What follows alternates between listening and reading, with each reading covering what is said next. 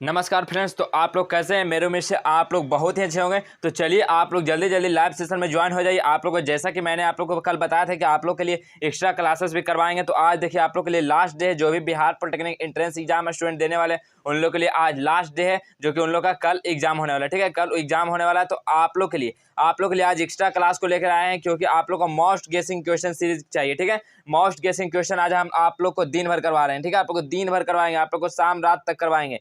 तो आप लोग इस चैनल पे बने रहिएगा और इस वीडियो को आप लोग पूरा देखिएगा। ठीक है, वीडियो को बिल्कुल भी स्किप मत कीजिए। आप लोग के लिए हर वीडियो में, ठीक है, हर वीडियो में आप लोग को 60 गेसिंग क्वेश्चन लेके आ रहे हैं। ठीक है, आप लोग गेसिंग क्वेश्चन को जरूर एक बार पढ़ लीजिएगा। ठीक है, आप लोग को यही एग्जाम में आएगा। ठीक है, तो इस वीडियो में हम लोग क्या कराएंगे, तो फिजिक्स और केमिस्ट्री के जो कि मोस्ट गेसिंग क्वेश्चन है। तो आप लोग वीडियो में लास्ट तक बने रहिएगा। तो चलिए बिना टाइम वेस्ट किए हुए हम वीडियो को स्टार्ट करते हैं। तो देखिए फर्स्ट क्वेश्चन आप लोग का क्या है, निम्न में से दूरी का मात्रक नहीं है। बताइए निम्न में से दूरी का मात्रक कौन नहीं है? दूरी का मात्रक कौन नहीं है बताइए? Fermi, angstrom, micron, स्टेडिन। आप लोग को जो भी आंसर पता है आप लोग लाइव सेशन में कमेंट करते रहिएगा। ठीक है, आप लोग को जो भी आंसर है लाइव सेशन में कमेंट करते रहिएगा और हम आप लोग का आंसर देख लेंगे। ठीक है, बताइए इसका करेक्ट आंसर क्या हो जाएगा? तो कौन है जो दूरी का मात्रक नहीं है? तो फर्मी, एंगस्ट्रॉम, माइक्रोन। ये क्या है? दूरी का मात्रक है, लेकिन स्टेरेडियन क्या है? ये दूरी का मात्रक नहीं है। ऑप्शन नंबर डी करेक्ट हो जाएगा। ठीक है, हम आप लोग के लिए जल्दी में करेंगे, क्योंकि आप लोग के लिए बहुत सारा ही आप लोग को पढ़ना होता है। तो आप लोग के लिए हम क्लास रेगुलर लेकर आ रहे हैं, इसलिए वीडियो को लॉन्ग करना नहीं चाहेंगे। हम आप लोग को ढेर सारी वीडियो देने वाले हैं आज। तो आप लोग इस चैनल पे बने रहिएगा। ठीक है, नेक्स्ट क्वेश्चन देखिए, पार्सेक मात्रक है। पार्सेक किसका मात्रक है डियर? बताइए पार्सेक किसका मात्रक है? समय का है, दूरी का है, आवृत्ति का है, या कोणीय त्वरण का है? तो पार्सेक किसका मात्रक होता है? तो पार्सेक डियर मात्रक होता है दूरी का। ठीक है, दूरी का मात्रक होता है, आप लोग याद रखिएगा। ठीक है, पार्सेक किसका मात्रक होता है? दूरी का। ऑप्शन नंबर बी बिल्कुल करेक्ट हो जाएगा। चलिए नेक्स्ट क्वेश्चन, बेग समय ग्राफ का क्षेत्रफल बताता है। बेग समय ग्राफ का क्षेत्रफल क्या बताता है? बेग समय ग्राफ का क्षेत्रफल हम लोग को क्या उससे मिलता है? प्रारंभिक बेग, त्वरण, अंतिम बेग या विस्थापन। तो क्या बताता है वो? तो बेग समय ग्राफ जो क्षेत्रफल, बेग समय ग्राफ का क्षेत्रफल बताता है वो क्या? तो बताता है विस्थापन को। ठीक है, विस्थापन। ऑप्शन नंबर डी करेक्ट हो जाएगा डियर, विस्थापन। चलिए नेक्स्ट क्वेश्चन, निम्न में से सदिश राशि बताइए। ऑप्शन में दिया गया इसमें से सदिश राशि आप लोग को कौन नजर आ रहा है? बताइए द्रव्यमान, दूरी, चाल, बल। तो कौन है इसमें से? बताइए कौन सा सदिश राशि? तो सदिश राशि कौन है? तो देखिए बल। बल क्या होता है? Mass into acceleration. ठीक है, मास इंटू एक्सेलरेशन। तो ऑप्शन नंबर डी करेक्ट हो जाएगा, बल। बल क्या है? एक सदिश राशि है। बाकी द्रव्यमान, दूरी, चाल ये क्या है? ये अदिश राशि है। ठीक है, चलिए नेक्स्ट क्वेश्चन, सघन माध्यम से परावर्तन पर कलांतर होता है। बताइए सघन माध्य से परावर्तन पर जो कलांतर का कोण बनता है वो कितना एंगल का होता है? बताइए वो कितना का होता है? तो जो होता है 180 का। ठीक है, पाई। ऑप्शन नंबर सी करेक्ट हो जाएगा, 180 का। नेक्स्ट क्वेश्चन,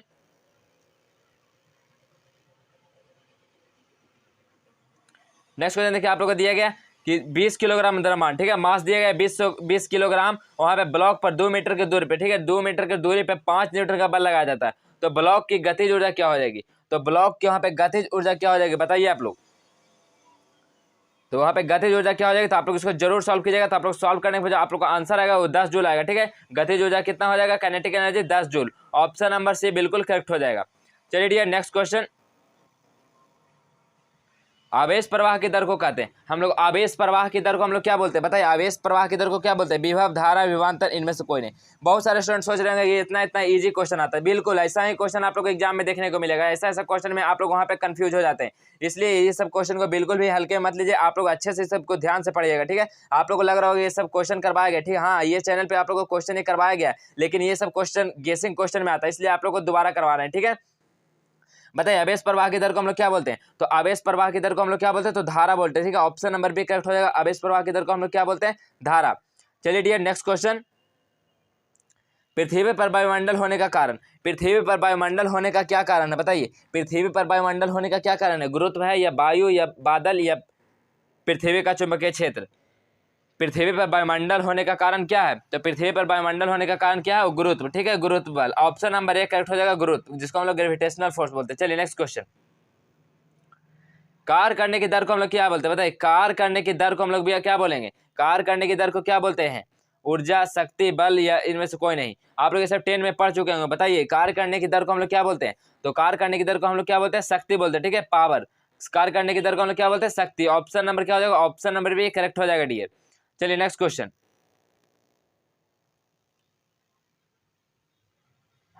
यदि किसी वस्तु का द्रव्यमान, ठीक है, यदि कोई वस्तु का हम लोग द्रव्यमान दुगना कर देंगे, ठीक है, उसका द्रव्यमान दुगना करेंगे तो वस्तु की गतिज ऊर्जा क्या हो जाएगी, तो वस्तु की गतिज ऊर्जा वहाँ पे क्या हो जाएगी, बताइए। यदि हम लोग कोई भी द्रव्यमान दुगना कर देंगे तो वस्तु की गतिज ऊर्जा वहाँ पे क्या हो जाएगी, तो वस्तु की गति जो है क्या हो जाएगी, दुगनी हो जाएगी। तो कैसे हो जाएगी, देखिए काइनेटिक एनर्जी क्या होता है 1/2 mv², ठीक है। हम मास को दुगना करेंगे तो देखिए 2 से 2 कैंसिल आउट, तो क्या बचेगा mv², लेकिन फार्मूला क्या होता है 1/2 mv², हाफ था तो यहाँ पे क्या हो गया, डबल हो गया, ठीक है। तो ऑप्शन नंबर क्या हो जाएगा, ऑप्शन नंबर बी करेक्ट हो जाएगा, दुगनी हो जाएगी। नेक्स्ट क्वेश्चन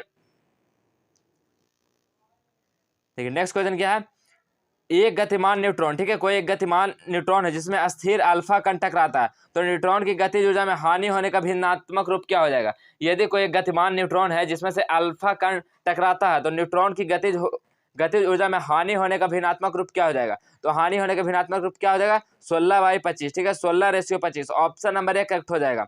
चलिए नेक्स्ट क्वेश्चन, एक प्रतिरोध, ठीक है, एक प्रतिरोध जिसका दिया गया 10 वोल्ट का विभवांतर लगाने पर 0.2 एम्पीयर धारा प्रवाहित होती है, तो प्रतिरोधक का प्रतिरोध क्या हो जाएगा, बताइए। प्रतिरोधक का प्रतिरोध क्या हो जाएगा, बहुत ही क्वेश्चन, आप लोग जानते हैं V = क्या होता है IR, आप लोग का क्या निकालना है, प्रतिरोध, R निकालना, तो क्या हो जाएगा V/I। तो आप लोग का V कितना है, देखिए, तो V कितना है 10 वोल्ट, I कितना है 0.02, यहाँ देखिए हटाइएगा तो 2 जीरो ऊपर, तो कितना आप लोग को मिलेगा, देखिए आप लोग को कितना मिल जाएगा 500, ठीक है, 500 ओम। रेजिस्टेंस कितना मिलेगा 500 ओम। आप लोग ऑप्शन नंबर, आप लोग देखिए ऑप्शन नंबर डी बिल्कुल करेक्ट हो जाएगा, लेकिन यहाँ पे पाई है, पाई आप लोग नहीं, आप लोग का ओम होना चाहिए, ठीक है, ये टाइपिंग मिस्टेक है, ओम होगा, तो 500 ओम, ऑप्शन नंबर डी करेक्ट हो जाएगा। चलिए नेक्स्ट क्वेश्चन, किस कारण जो बांध को नीचे चौड़ा बनाया जाता है, बताइए। आप लोग डैम देखे होंगे पानी वाला, तो उसको जो देखे होंगे तो नीचे का जो तल रहता है उसको चौड़ा बनाया जाता है, वो किस कारण उसे चौड़ा बनाया जाता है, बताइए। किस कारण जो बांध के नीचे से चौड़ा बनाया जाता है, तो किस कारण से बनाया जाता है डियर, तो गहराई के साथ जल का जब दाब बढ़ता है इसलिए, ठीक है, गहराई के साथ जल का जब दाब बढ़ता है तो वो टूटे नहीं, इसलिए क्या बनाया जाता है, उसको बेस को जो चौड़ा बना दिया जाता है, ऑप्शन नंबर सी बिल्कुल करेक्ट हो जाएगा। चलिए नेक्स्ट क्वेश्चन, देखिए धात्विक लोलक की घड़ी, ठीक है, धात्विक लोलक की घड़ी द्वारा 0 डिग्री सेंटीग्रेड पे सही समय दिया जाता है, पर 25 डिग्री सेंटीग्रेड पे एक दिन में 12.5 सेकंड से क्षय होता है, मतलब हानि होता है। तो धात्विक लोलक का रेखीय प्रसार गुणांक क्या हो जाएगा, तो धात्विक लोलक का रेखीय प्रसार वहां पे क्या हो जाएगा, तो 1/86,400 पर डिग्री सेंटीग्रेड हो जाएगा, ठीक है। ऑप्शन नंबर क्या हो जाएगा, ऑप्शन नंबर ए बिल्कुल करेक्ट हो जाएगा, 1/86,400 पर degree centigrade, option number A correct हो जाएगा। चलिए नेक्स्ट क्वेश्चन,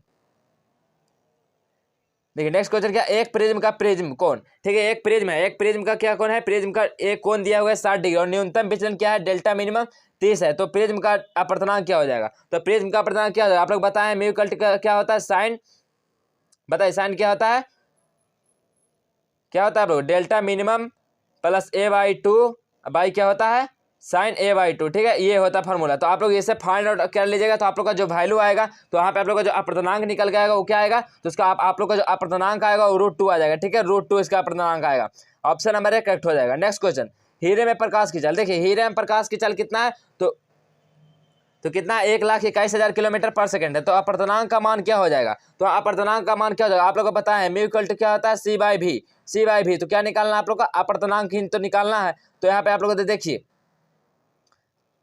यहाँ पे आप लोग को दिया गया है कितना, तो प्रकाश की चाल कितना दिया, कितना है 1,21,000, ठीक है, 1,21,000। अब वायु में प्रकाश की चाल कितना दिया, 3 × 10⁻8, ठीक है। इसको आप लोग जैसे ही आप लोग कैलकुलेट कीजिएगा तो आप लोग का जो आंसर आप लोग को बीच आएगा वो आप लोग का आ जाएगा 2.48, ठीक है, अपवर्तनांक कितना आएगा 2.48, ऑप्शन नंबर सी करेक्ट हो जाएगा। चलिए नेक्स्ट क्वेश्चन, निम्न में से किस सिद्धांत पर ट्रांसफार्मर कार्य करता है, बताइए डी, निम्न में से किस सिद्धांत पर हम लोग का ट्रांसफार्मर जो वर्क करता है, तो ट्रांसफार्मर किस सिद्धांत पर वर्क करता है, स्व प्रेरण पे, अन्योन प्रेरण पे, भंवर धारा पे, या इनमें से कोई नहीं, क्या हो जाए करेक्ट। आप लोग एकदम धुआं कर देना आप लोग एग्जाम सेंटर में, इसलिए आप लोग के लिए हम इतना लाइव करा रहे हैं, आप लोग को एक भी क्वेश्चन को छोड़कर नहीं आना, ठीक है। आप लोग को जो भी आंसर आता है वो आप लोग लाइव सेशन में कमेंट करते रहिए, ठीक है। बताइए निम्न में से किस सिद्धांत पर ट्रांसफार्मर काम करता है डियर, तो निम्न में से किससे करता है, किस पे करता है, तो अन्योन प्रेरण पे, ठीक है, अन्योन प्रेरण पे ट्रांसफार्मर वर्क करता है, ऑप्शन नंबर बी करेक्ट हो जाएगा डियर। नेक्स्ट क्वेश्चन, एक 100 वोल्ट प्रास का वोल्ट मीटर जिसका आंतरिक प्रतिरोध कितना है, 20 किलो ओम है, तो एक उच्च प्रतिरोध को श्रेणी क्रम में 110 वोल्ट के सिरे से जोड़ा जाता है। यदि वोल्ट मीटर का पाठ्यांक 5 वोल्ट है तो आर का वैल्यू यहाँ पे क्या हो जाएगा, तो आर का वैल्यू यहाँ पे क्या हो जाएगा डियर, तो आर का वैल्यू 420, ठीक है, 420 किलो ओम हो जाएगा, ऑप्शन नंबर क्या हो जाएगा, ऑप्शन नंबर सी करेक्ट हो जाएगा। चलिए नेक्स्ट क्वेश्चन, लेंज के नियम द्वारा दिशा निर्धारित की जाती है। लेंज के नियम द्वारा दिशा निर्धारित की जाती है। किसकी दिशा निर्धारित की जाती है बताइए? लेंज के नियम द्वारा किसकी दिशा निर्धारित की जाती है? बताइए क्या हो जाएगा इसका करेक्ट आंसर? लेंज के नियम द्वारा दिशा निर्धारित किसकी की जाती है? तो किसकी की जाती है डियर? तो लेंज के नियम द्वारा दिशा किसकी निर्धारित की जाती है? तो करवाई जाती है और परिपथ में प्रेरित धारा की। ठीक है, परिपथ में प्रेरित धारा की दिशा निर्धारित की जाती है। तो ऑप्शन नंबर सी करेक्ट हो जाएगा, परिपथ में प्रेरित धारा। चलिए नेक्स्ट क्वेश्चन। देखिए नेक्स्ट क्वेश्चन क्या है? सही संबंध क्या है बताइए? सही संबंध क्या है? वर्क, फोर्स एंड डिस्प्लेसमेंट में सही संबंध क्या है? तो आप लोग जानते हैं वर्क इक्वल टू क्या होता है? Force into displacement. ठीक है, फोर्स इंटू डिस्प्लेसमेंट। तो आप लोग ऑप्शन नंबर डी करेक्ट हो जाएगा 20 का। ठीक है, 20 का ऑप्शन नंबर डी करेक्ट हो जाएगा। वर्क इक्वल टू क्या होता है? Force into displacement. चलिए नेक्स्ट क्वेश्चन। देखिए नेक्स्ट क्वेश्चन क्या है? एक समान, ठीक है, जब एक समान अनुप्रस्थ काट ए लंबाई, अनुप्रस्थ काट का एरिया ए है, लंबाई एल तथा प्रतिरोध आर के तार को वृत्ताकार आकृति में मोड़ दिया जाता है, तो व्यास के सिरों पर स्थित दो बिंदुओं का मध्य प्रतिरोध क्या हो जाएगा? तो बताइए व्यास के सिरों पर स्थित दो बिंदुओं का मध्य प्रतिरोध क्या हो जाएगा? तो यहाँ पे प्रतिरोध कितना हो जाएगा? तो R/4 हो जाएगा। ठीक है, R/4 option number A correct हो जाएगा। Next question. ओम के नियम है बताइए? बहुत ही इससे आसान क्वेश्चन आप लोगों को क्या हो सकता है? ओम का नियम क्या होता है? ओम का नियम क्या होता है डियर बताइए आप लोग?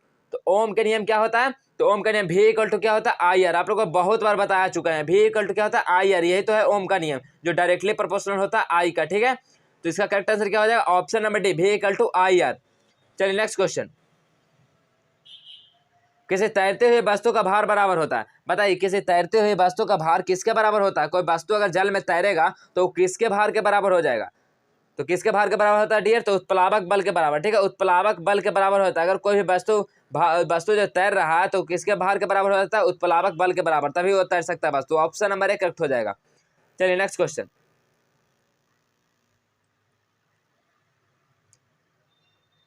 चित्र में दिखाई गई व्यवस्था, ठीक है, चित्र में दिखाई गई व्यवस्था में धारा में ए और बी की ओर वृद्धि हो रही है, तो लूप में यहाँ पे प्रेरित धारा क्या हो जाएगी? तो लूप में यहाँ पे प्रेरित धारा क्या हो जाएगी बताइए? ये देखिए एक डायग्राम दिया है जिसमें धारा प्रवाहित की जा रही है, वो ए से बी की ओर वृद्धि हो रहा है। ठीक है, ए से बी की ओर वो जा रहा है। ठीक है, तो वहाँ पे बोला लूप में प्रेरित धारा की दिशा क्या हो जाएगी? तो प्रेरित धारा की दिशा क्या हो जाएगी डियर? तो हो जाएगी दक्षिणावर्त हो जाएगी। ठीक है, दक्षिणावर्त उसका धारा की दिशा हो जाएगा। ऑप्शन हमारे करेक्ट हो जाएगा। चलिए नेक्स्ट क्वेश्चन। प्रकाश के किस रंग का तरंग में न्यूनतम प्रकीर्णन होता है बताइए? प्रकाश के किस रंग के तरंग में न्यूनतम प्रकीर्णन होता है बताइए? न्यूनतम प्रकीर्णन किस रंग में होता है बताइए? प्रकाश के तरंग में न्यूनतम प्रकीर्णन किस में होता है? तो किस में होता है डियर? तो लाल में। लाल में क्या होता है? न्यूनतम प्रकीर्णन होता है। तो ऑप्शन नंबर क्या हो जाएगा डियर? ऑप्शन नंबर डी बिल्कुल करेक्ट हो जाएगा, लाल। लाल में क्या होता है? न्यूनतम प्रकीर्णन होता है। ठीक है, चलिए नेक्स्ट क्वेश्चन। नेक्स्ट क्वेश्चन क्या है? एक 200 ओम प्रतिरोध वाले चालक के सिरों पर 400 वोल्ट का विद्युत वाहक बल रखा जाता है, तो एक सेकंड में इस चालक में प्रवाहित इलेक्ट्रॉनों की संख्या क्या हो जाएगी? तो एक सेकंड में प्रवाहित इलेक्ट्रॉनों की संख्या यहाँ पे क्या हो जाएगी बताइए? तो क्या हो जाएगी यहाँ पे डियर? तो आप लोगों को करेक्ट आंसर हो जाएगा ऑप्शन नंबर डी, क्या हो जाएगा? 1.25 इंटू 10⁻⁹। ठीक है, 1.25 यहाँ पे हो जाएगा। ठीक है, तो ऑप्शन नंबर डी बिल्कुल करेक्ट हो जाएगा। चलिए next question.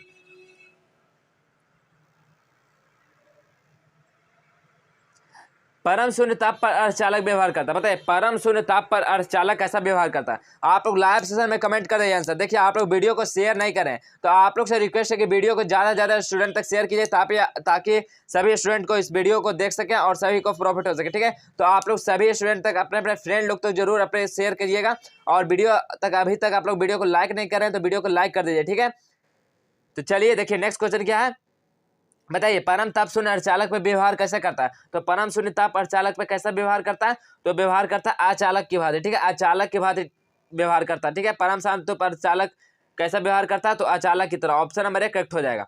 Next question 1270 kelvin. ठीक है, 1270 केल्विन ताप पर हाइड्रोजन तथा ऑक्सीजन में ध्वनि के चालों का अनुपात होगा बताइए? 1270 केल्विन ताप पर हाइड्रोजन तथा ऑक्सीजन में ध्वनि की चालों का अनुपात कितना होगा? तो वहाँ पे ध्वनि की चालों का अनुपात कितना हो जाएगा? तो 4:1। ठीक है, 4:1 वहाँ पे ध्वनि की चालें हो जाएगी। ऑप्शन नंबर 1 करेक्ट हो जाएगा। चलिए डियर नेक्स्ट क्वेश्चन।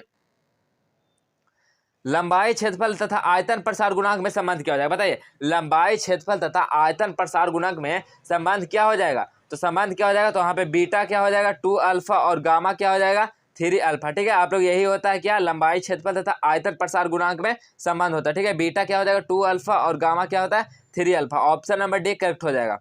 चलिए डियर नेक्स्ट क्वेश्चन।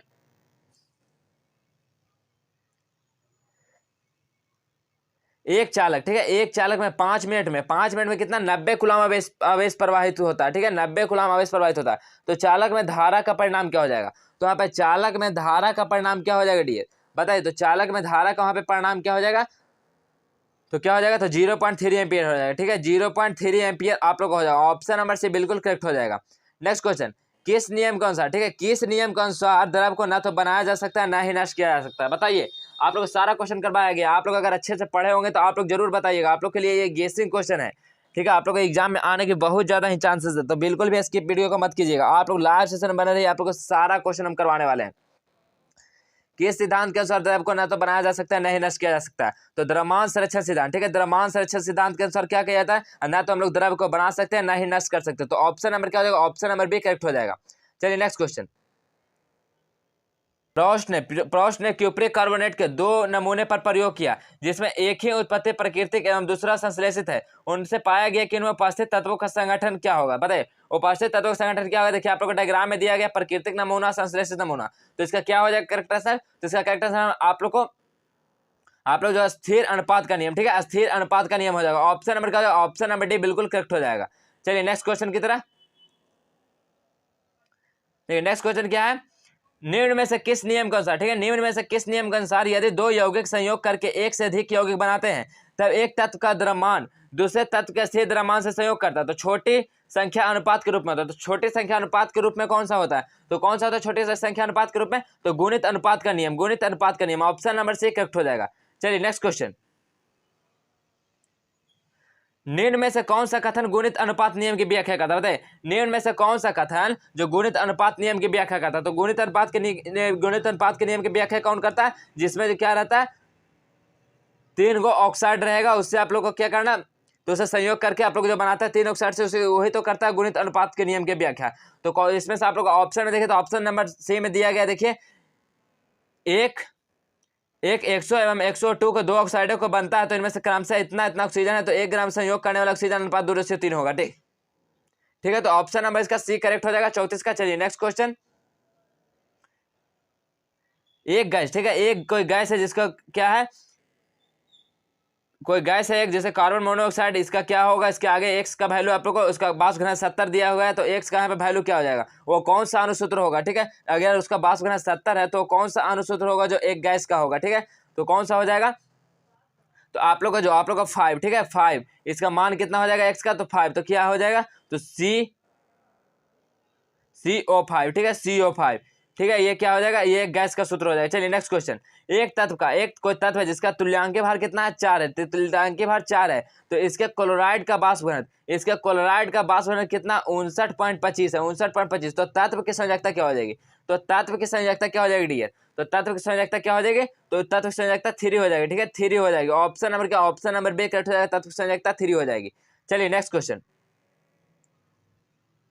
किसी कार्बनिक यौगिक का मूलानुपातिक सूत्र, ठीक है, कोई कार्बनिक यौगिक है जिसका मूलानुपातिक सूत्र क्या है CH2O है, तो इसका बाष्प घनत्व 45 हो, तब यौगिक का आणविक सूत्र क्या हो जाएगा, तब यौगिक का वहां पे आणविक सूत्र क्या हो जाएगा डियर, तो आणविक सूत्र वहां पे हो जाएगा C3H6O3 हो जाएगा। ठीक है, C3H6O3 हो जाएगा आणविक सूत्र। तो ऑप्शन नंबर डी करेक्ट हो जाएगा। चलिए नेक्स्ट क्वेश्चन।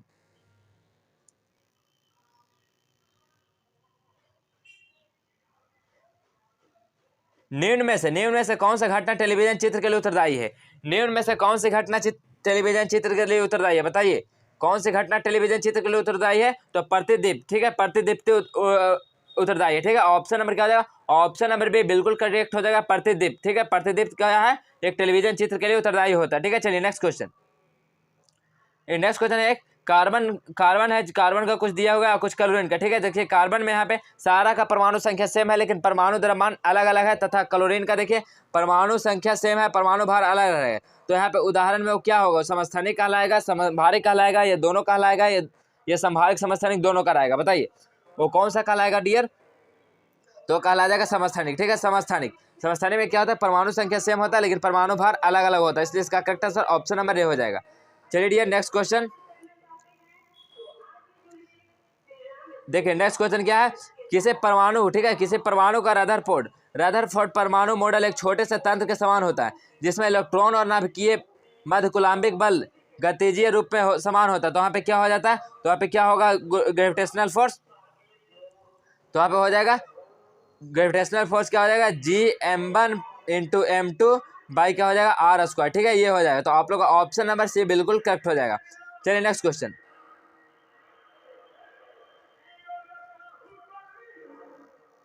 देखिए नेक्स्ट क्वेश्चन क्या है, रदरफोर्ड मॉडल व्याख्या नहीं करता। बताइए रदरफोर्ड का मॉडल व्याख्या नहीं करता। आप लोग सुबह ये क्वेश्चन करवा चुके, बताइए आप लोग जल्दी जल्दी आप लोग कमेंट कीजिए। रदरफोर्ड मॉडल व्याख्या नहीं करता, तो रदरफोर्ड मॉडल व्याख्या क्या नहीं करता, तो रदरफोर्ड मॉडल व्याख्या क्या नहीं करता, तो किसी परमाणु का इलेक्ट्रॉनिक संरचना को, किसी परमाणु का स्थायित्व को, दोनों को, ठीक है, तो दोनों का ये क्या करता है, रदरफोर्ड मॉडल जो है ये दोनों का व्याख्या नहीं करता। तो ऑप्शन नंबर क्या हो जाएगा, ऑप्शन नंबर सी बिल्कुल करेक्ट हो जाएगा, विकल्प ए और बी दोनों। चलिए नेक्स्ट क्वेश्चन, शुद्ध जल का पीएच मान होता है। बताइए शुद्ध जल का पीएच मान कितना होता है डियर, बताइए शुद्ध जल का आप लोग कलर देखे हैं, कलर कैसा होता है, टेस्ट कैसा होता है, बताइए शुद्ध जल का पीएच मान कितना होता है, तो शुद्ध जल का पीएच मान कितना होता है, तो शुद्ध जल का पीएच मान 7 होता है, ठीक है 7, क्योंकि ये उदासीन होता है, ठीक है, उदासीन होता है, ना है इसमें कोई आप लोग का टेस्ट मिलेगा और ना ही कुछ लगेगा, ठीक है, ये क्या है, इसलिए इसका इसलिए ये शुद्ध जल का पीएच मान कितना होता है, 7 होता है, ठीक है। चलिए नेक्स्ट क्वेश्चन, 1 बिलियन, ठीक है, कोई 1 बिलियन है जिसका पीएच मान 3 है, तो बिलियन में उपस्थित हाइड्रोजन आयन की सांद्रता क्या हो जाएगी। 1 बिलियन का पीएच मान अगर उसका 3 है तो बिलियन में उपस्थित हाइड्रोजन आयन की सांद्रता क्या हो जाएगी, तो हाइड्रोजन आयन के यहाँ पे क्षमता क्या हो जाएगी, तो 10⁻³ मोल पर लीटर हो जाएगा, ठीक है, मोल पर लीटर। आप लोग का ऑप्शन नंबर ए बिल्कुल करेक्ट हो जाएगा।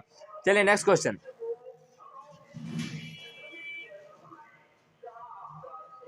निम्न में से कौन सा माइक्रोकास्मिक लवण, बताइए निम्न में से कौन सा है जो माइक्रोकास्मिक लवण है, तो माइक्रोकास्मिक लवण कौन सा है, बताइए आप लोग को ऑप्शन में दिया गया, आप लोग ए बी सी डी, आप लोग जो भी आप लोग को लगता है कि आंसर होना चाहिए वो आप लोग लाइव सेशन में कमेंट कीजिए, हम आप लोग को देख जरूर लेंगे कि आप लोग कितना सही कर रहे हैं, क्या क्या पढ़े हैं, ठीक है। तो आप लोग लाइव सेशन में जो है जरूर कमेंट करते रहिए आंसर, निम्न में से कौन सा माइक्रोकास्मिक लवण है, तो माइक्रोकास्मिक लवण कौन सा है, तो आप लोग को बता दें माइक्रोकास्मिक लवण कौन सा है, तो NaNH4 HPO4, ठीक है, ये क्या है, ये माइक्रोकास्मिक लवण, जो कि आप लोग ऑप्शन नंबर डी बिल्कुल करेक्ट हो जाएगा 44 का, ठीक है। चलिए नेक्स्ट क्वेश्चन,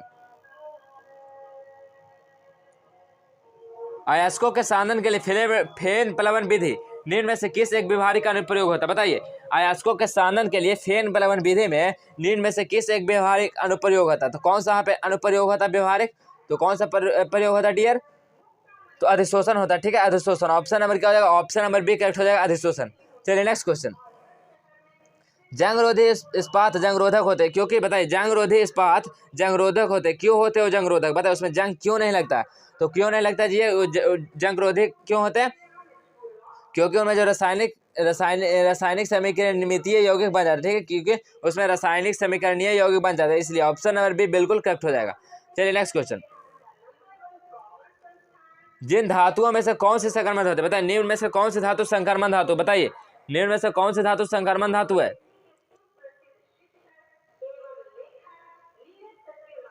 कौन सा हो जाएगा डियर, निम्न में से कौन सा धातु संक्रमण धातु है, बताइए निम्न में से कौन सी धातु संक्रमण धातु है, तो कौन सी धातु संक्रमण धातु है डियर, तो स्कैडियम। स्कैडियम क्या है, ये संक्रमण धातु है, ठीक है, ब्लॉक डी के एलिमेंट है, ठीक है, ब्लॉक डी के एलिमेंट है, तो ऑप्शन नंबर क्या, ऑप्शन नंबर इसका बिल्कुल ही करेक्ट हो जाएगा डी, स्कैडियम। चलिए नेक्स्ट क्वेश्चन, लोहा और इस्पात किस उदाहरण पर आधारित है, बताइए लोहा और उत्पाद किस उत्पादन पर आधारित है, तो किस उत्पादन पर आधारित है डियर, लोहा और उत्पाद, तो लोहा और उत्पाद किस पे आधारित है, बताइए तो किस पे आधारित है डियर, तो आधारित है उपरोक्त में से सभी पे, ठीक है, लोहा ऑक्साइड के अपचयन पे, अशुद्धियों का निष्कासन पे, और कार्बन तथा मिश्र धातु जैसे क्रोमियम मैग्नीज और निकल के योग पे, ठीक है, जिसका करेक्ट आंसर क्या होगा, तीनों पे क्या करता है, ये आधारित होता है लोहा और इस्पात को उत्पादन करने के लिए, तो ऑप्शन नंबर डी करेक्ट हो जाएगा। चलिए नेक्स्ट क्वेश्चन, यौगिक बैटरी उद्योगों में उपयोगी होता है, बताइए यौगिक बैटरी उद्योग में उपस्थित क्या होते हैं, तो वहाँ पे उपस्थित क्या हो जाता है, तो उपस्थित वहाँ पे क्या होता है, तो वहाँ पे सभी होते हैं, ठीक है, कौन कौन सा सभी होता है, तो MnO2 Zn प्लस निकल और कैडियम, ठीक है, निकल और कैडियम। तो आप लोग ऑप्शन नंबर क्या हो जाएगा, आप लोग ऑप्शन नंबर बिल्कुल ही करेक्ट हो जाएगा डी, इनमें से सभी, ठीक है। चलिए नेक्स्ट क्वेश्चन, भारी जल का सही निरूपण क्या है, बताइए भारी जल का सही निरूपण क्या है, तो भारी जल का सही निरूपण क्या होता है डियर, बताइए आप लोग, भारी जल का सही निरूपण क्या होता है? H2O, D2O, DO2 या 4 डिग्री सेंटीग्रेड पे H2O। तो भारी जल का बताइए, भारी जल का जो क्या होता है?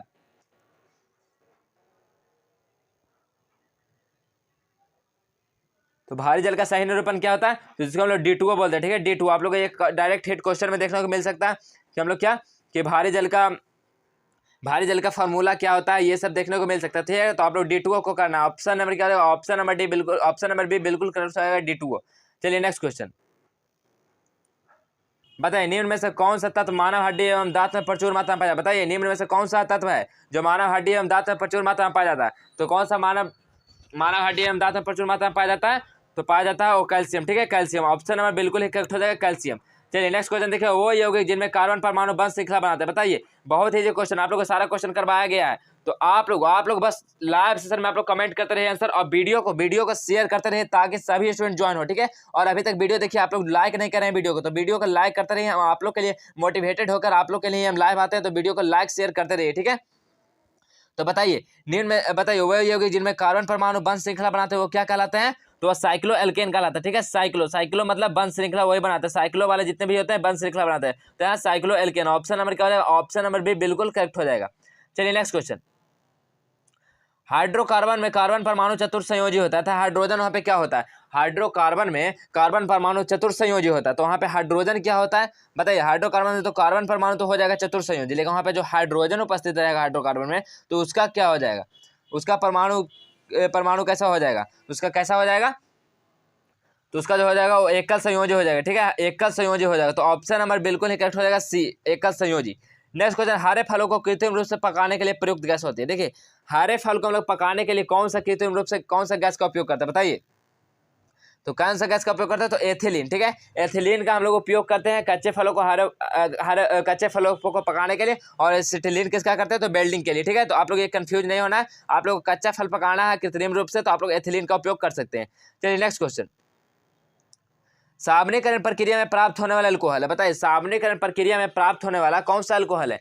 तो साबनीकरण प्रक्रिया में प्राप्त होने वाला अल्कोहल कौन सा है? बताइए, तो कौन सा है? तो ग्लिसरॉल। ऑप्शन नंबर डी बिल्कुल करेक्ट हो जाएगा, ग्लिसरॉल, ठीक है। आप लोग को ये सब क्वेश्चन जैसे एग्जाम में मिले तो आप लोग देखते ही एकदम आप लोग को एकदम OMR शीट को भर देना है, ठीक है। एकदम आप लोग टिक आउट कर लीजिएगा जो जो आपसे बनता है, ठीक है। चलिए नेक्स्ट क्वेश्चन। कॉस्मेटिक पाउडर किससे बनाया जाता है? बताइए, कॉस्मेटिक पाउडर किससे बनाया जाता है? एस्बेस्टॉक्स से, या टॉल्क से, जिप्सम से, या स्पिरिनाइटेशन से? बताइए, कॉस्मेटिक पाउडर किससे बनाए जाते हैं? तो कॉस्मेटिक पाउडर किससे बनाया जाते हैं? तो कॉस्मेटिक पाउडर टॉल्क से बनाया जाता है। तो ऑप्शन नंबर क्या हो जाएगा? ऑप्शन नंबर बिल्कुल ही करेक्ट हो जाएगा, टॉल्क। चलिए नेक्स्ट क्वेश्चन। नेक्स्ट क्वेश्चन देखिए, क्या दी गई रिएक्शन, ठीक है, एक रिएक्शन दिया गया, सोडियम प्लस सल्फर यहाँ क्या बना रहा है? Na2S, ठीक है। तो इसमें जो बोल रहा है सल्फर होता है, तो इसमें सल्फर का क्या हो रहा है? देखिए, सल्फर यहाँ पे क्या हो रहा है? तो सल्फर यहाँ पे क्या हो रहा है डियर? तो सल्फर यहाँ पे देखिए, सल्फर क्या हो रहा है? तो अपचयित हो रहा है, ठीक है, अपचयित हो रहा है। तो ऑप्शन नंबर बी बिल्कुल करेक्ट हो जाएगा, अपचयित हो रहा है, ठीक है, ठीक है, अपचयित हो जाएगा।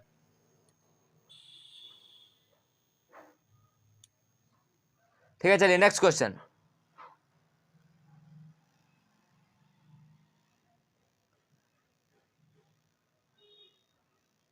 तो आप लोग डियर, आप लोग कमेंट करते रहिए डियर, आप लोग को जो भी आंसर आप लोग को पता कमेंट करते रहिए लाइव सेशन में। तो बताइए, देखिए नेक्स्ट क्वेश्चन क्या है?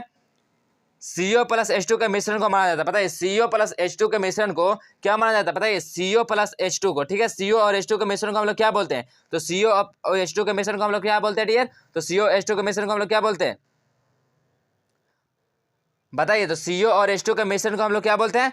तो हम लोग वाटर गैस बोलते हैं। तो ऑप्शन नंबर क्या हो जाएगा? ऑप्शन नंबर भी बिल्कुल करेक्ट हो जाएगा, वाटर गैस। चलिए नेक्स्ट क्वेश्चन।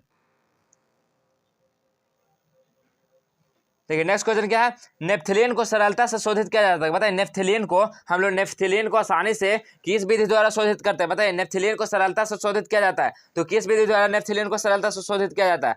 तो ऊर्ध्वपातन द्वारा किया जाता है, ठीक है, ऊर्ध्वपातन द्वारा। ऑप्शन नंबर बिल्कुल करेक्ट हो जाएगा, ऊर्ध्वपातन द्वारा। तो चलिए देखिए, आज का लास्ट क्वेश्चन जो कि आप लोग को मिक्सिंग क्वेश्चन था, इसमें देखिए क्या है